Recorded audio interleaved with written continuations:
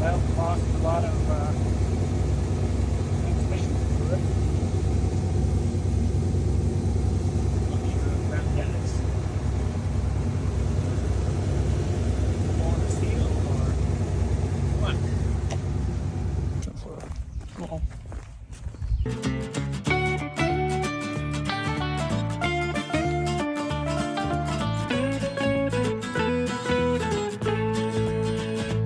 Hey everyone, this is David with Tigner Adventures.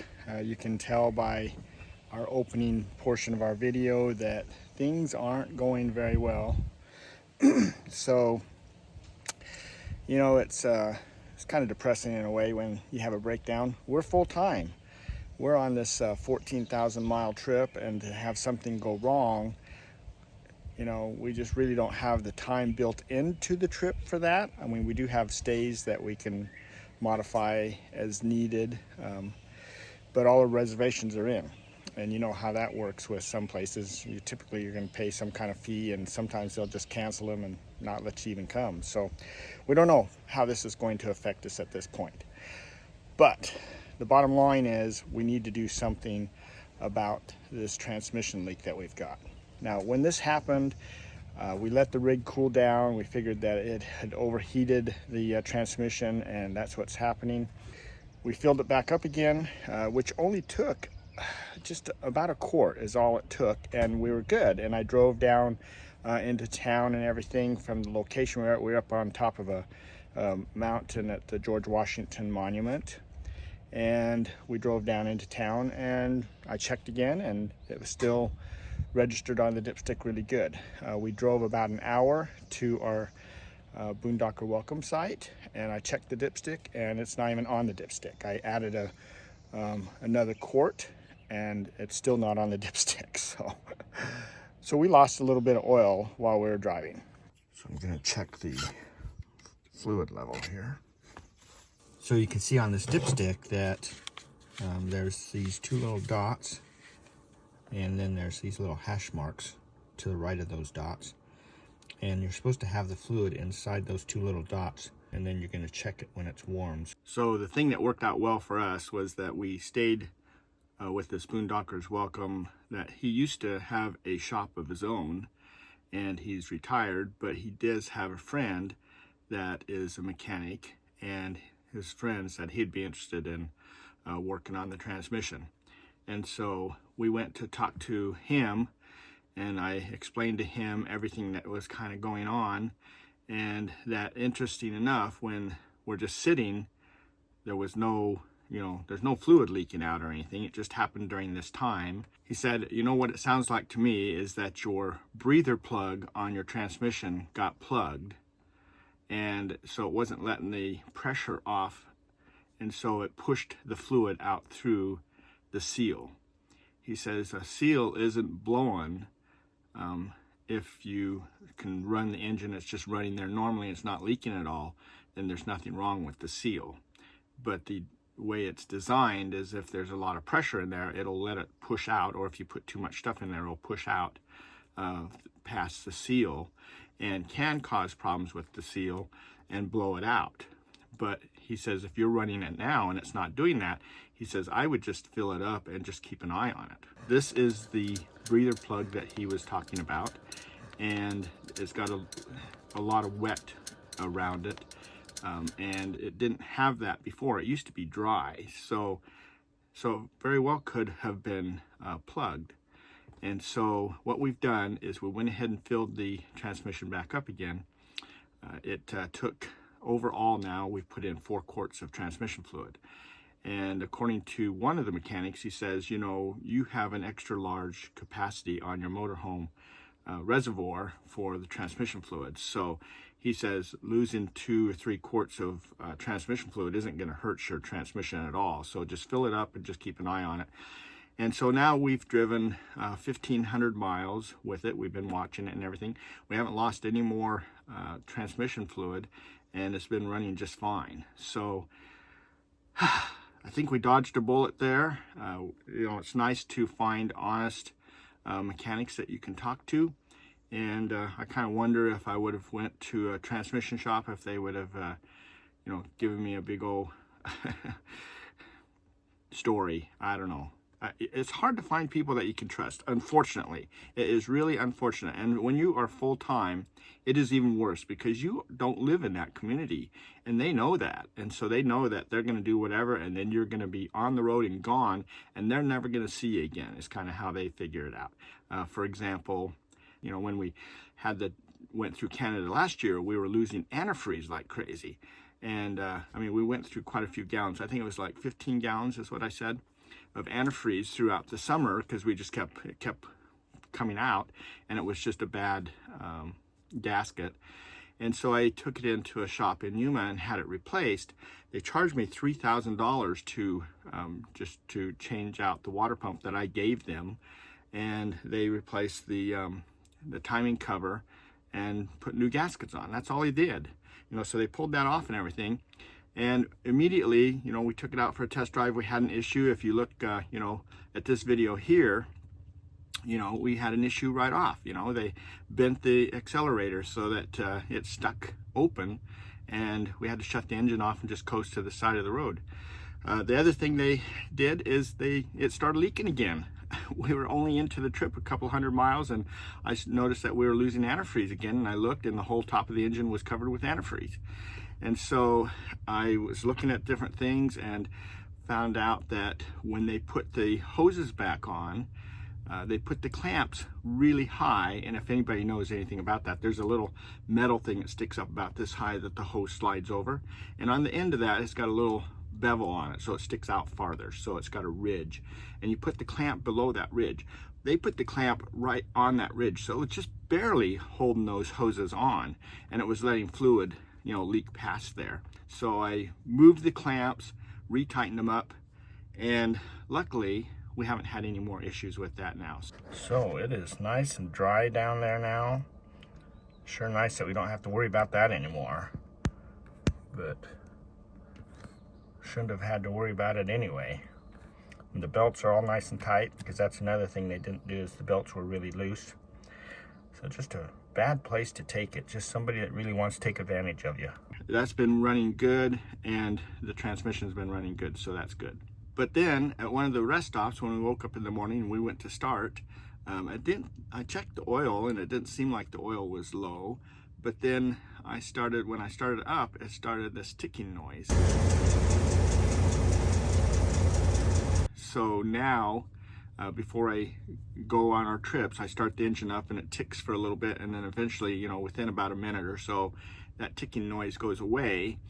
Ford says that's normal, but we've never really had that before. So I've had a couple people look at it and listen to it, and they say it is lifters. So the lifters are, you know, the oil just drains out. But it's weird, because if I just do it overnight, then they'll make that ticking noise the next morning. But if I sit somewhere for a week and start it up, it makes no noise at all. So I don't know. You know, just weird little things like that is what caused me to have issues with my antifreeze and the way it leaked, and couldn't figure out where it was leaking before. It's things like that that just drive you nuts. So when we're traveling, we also have a toad that we pull, which is our car. Our car is a 2001. What is that? 23 years old, 24 years old, something like that. Anyway, darn bugs. Anyway, now if you look here, when I'm just looking at the back of the car, I was at the Walmart, and a guy pointed this out. He says, "Man, that back wheel really looks bad." And I was looking at it, and you can see that that back wheel is leaning. And so, you know, that's not how it's supposed to be. So anyway, when I was in Yuma, before we left Yuma, I took the car in. We got brand new tires, so we have brand new tires on the car, and I had a four-wheel alignment done on it, because the newer cars, you have to align all four wheels. And the guy doing the alignment said, "Hey, you know, the bushing on this back trailing arm is bad, and it's wiggling a little bit, and so that needs to be replaced." He says, "But I can't find one anywhere." And so, you know, but that's something that's going to have to be done. So that means that tire is going to wear a little bit. So the tire, instead of being straight like this, it's actually leaning like this. And so what that means is it's running on this the tread on the tire right here, so it's not running flat on the tread. It's only running on one side of the tread. He says that, you know, it doesn't wear the tires as much as if the other measurement they do is based on the toe. So it has to be towed in just a little bit so your car goes down the road correctly. But if it's towed in too much or towed out, then what it does is it actually wears the tires out really fast. So he says this isn't going to wear your tires out really fast. He says, you know, 6-8 months, you know, you'll start noticing it. And so it's like, okay, well, we'll be back here in 8 months, and we'll go ahead and worry about trying to find a part for it at that point. You know, there's a lot of these different junkyards around, so I figured I'd just get one at a junkyard. So we did get one, and I was planning on just replacing that when I got back to Yuma. But then after this guy pointed this out and I started looking at it, this is in bad shape, and luckily we got to where we're at right now. And so we are going to replace that. So you can see the difference. This is the left side or driver's side, and that trailing arm is up off of that other arm. And on this side it is rusted out and has fallen down, causing the wheel to tilt in. Well, looking at this, you can see that we were pretty lucky that we made it to where we're at. There is not much holding that wheel on. So if it wasn't for these cross members here, we wouldn't have got here. It seems so easy, but it's not. That's all you gotta say, huh? That's all I gotta say. Well, he showed me how it's gonna fall off. Oh my gosh. I wasn't even holding on. That's right. Guess this is how karma works. We went to Curtis's house to help him and ended up going to a pick and pull to find something for his RV, and David found 2 of these knowing they would be going out. And now we have time to put them on before the car falls apart. Still hard work. Sorry, babe. It's not hard, it's just time consuming. No, it looks a little hard to me. Well, it's because you're tough. when something's been on here for 30 years, you know, it takes a little bit to get it off. It's not been quite 30 for this car. Oh, that's true. 20 maybe. The old one is out, and the replacement is right there. I pulled that off of a pick and pull car. It was a 2002, this is a 2001, but it matches. Luckily, I got this when I was helping Curtis in South Carolina. I wasn't gonna fix this until I got to Arizona, but it had other ideas. So this is the bottom of that. And the only piece that was still holding on was right there. So, not a lot left. It was all rusted out. I seen it was rusted on the top before, but didn't realize it went that far. It's not really difficult to do. I got these 2 stabilizer arms up here though, one on the bottom and one on the top, and then of course the shock and the spring. So you gotta let the tension off the spring, pull this off here.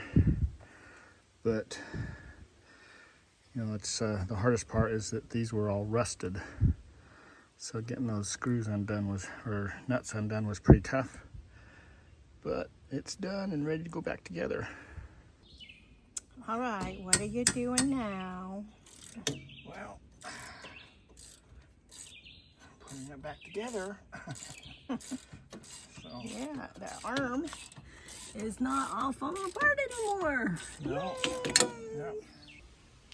Well, the whole assembly is back together and the brakes are back on.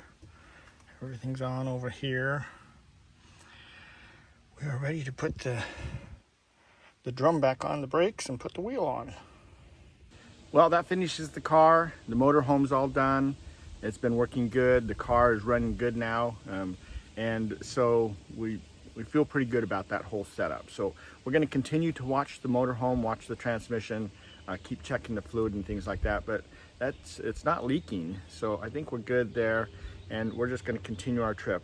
And so that's three things that we've had to kind of pay attention to. The antifreeze, we had to refix that, and then of course the transmission, and now the car.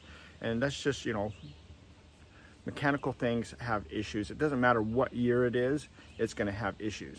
The one thing that's nice about a newer rig is that it's a lot easier to get parts for a newer rig than it is for an older rig. And so just kind of keep that in mind. But, you know, newer rigs have issues too.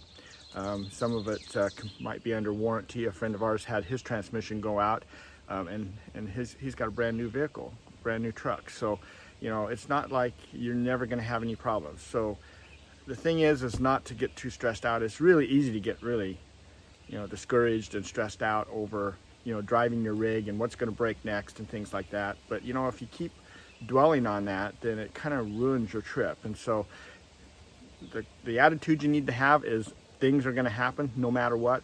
Make sure you got some good roadside insurance, because if you get stuck somewhere, at least they can tow you into some place to get repaired.